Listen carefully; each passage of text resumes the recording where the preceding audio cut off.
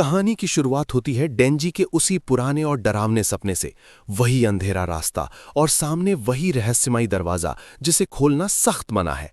डेंजी पसीने से लथपथ होकर हड़बड़ा के उठता है। एक और गंदा सपना। वो अपने सामने म्यावी को देखता है और थोड़ा सुकून महसूस करता है। बाहर सब लोग नाश्ता कर रहे होते हैं, लेकिन माहौल हमेशा की तरह शांत नहीं है। पावर हमेशा की तरह चिल्लाते हुए म्यावी को गद्दार बोलती है, क्योंकि वो उसके बजाय डेंजी के पास सो रही थी। पावर का गुस्सा इतना अजीब है कि वो कहती है, म्यावी गद्दार कहीं की। बेवफाई मानवता के सबसे मूर्खतापूर्ण लक्षणों में से एक है। इसी बीच आकी डेंजी को कॉफी देता है। कॉफी को देखकर डेंजी को रेजे की याद आ जाती है। वो काफी उदास लग रहा है और कहता है, रेजे ने मेरा दिल चुरा लिया है। शायद अब मैं कभी खुशी या गम महसूस ही नहीं कर पाऊंगा। डेंजी का ये रोना धोना तभी खत्म होता है जब माकिमा रूम में आती है।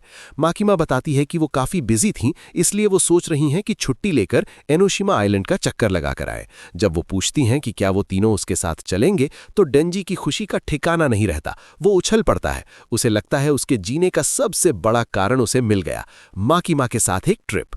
पावर बहाना बनाती है कि उसकी अर्जेंट मीटिंग है, लेकिन आकी तुरंत मान जाता है। माकिमा कहती है कि वो सबके स्केड्यूल के हिसाब से प्लान बनाएगी। लेकिन दोस्तों, ये खुशी ज्यादा देर नहीं टिकती। अचानक पब्लिक सेफ्टी के ऑफिसर्स कमरे में घुस आते हैं और माकिमा को घेर लेते हैं। ऑफिसर टीवी ऑन करता और वहां जो दिखता है वो सबके होश उड़ा देता है। पूरे शहर में न्यूज़ फैल चुकी है कि चेनसॉ मैन असल में पब्लिक सेफ्टी का एक एजेंट है। रेजे ने अपना काम पूरा कर दिया था। उसने डेंजी को पूरी दुनिया के सामने एक्सपोज कर दिया। माकिमा ठंडे दिमाग से कहती है, नुकसान इतना बड़ा था कि हम मीडिया को रोक नहीं पाए। अब अमेरिका और चाइना जैसे बड़े देश डेंजी को हासिल करने के लिए किसी भी हद तक जाएंगे। माकिमा साफ कर देती है कि ट्रिप कैंसिल हो चुकी है। डेंजी शॉक में रह जाता है। माकिमा आकी को ऑर्डर देती है कि सिक्योरिटी के लिए हिरोफुमी योशिदा और क्योटो से सुबारू, कसाकाबे और तोमाकी जैसे खतरनाक हंटर्स को बुलाया जाए। वो जाते जाते डेंजी को वार्न करती हैं, डेंजी, अब से बाहर जाने के बारे में भूल जाओ, क्योंकि दुनिया भर के हत्यारे तुम्हें मारने आ रहे हैं। अब आता है इस चैप्टर का सबसे गहरा और शॉकिंग हिस्सा। सीन चेंज होता है और हम आकी और एंजल डेविल को एक रेस्टोरेंट में बैठे देखते हैं। एंजल डेविल यहाँ एक ऐसी रियलिटी बताता है जो डेविल्स की फितरत को हमेशा के लिए बदल देती है। वो बताता है कि डेविल्स कभी नहीं मरते। जब कोई डेविल धरती पर मरता है तो वो नरक यानी हेल में दोबारा पैदा होता है, और जब वहां मरता है तो वापस धरती पर जन्म लेता है। ये मौत और जीवन का एक अनंत चक्र है। आकी हैरान होकर पूछता है, क्या तुम्हें नरक की कोई बात याद है?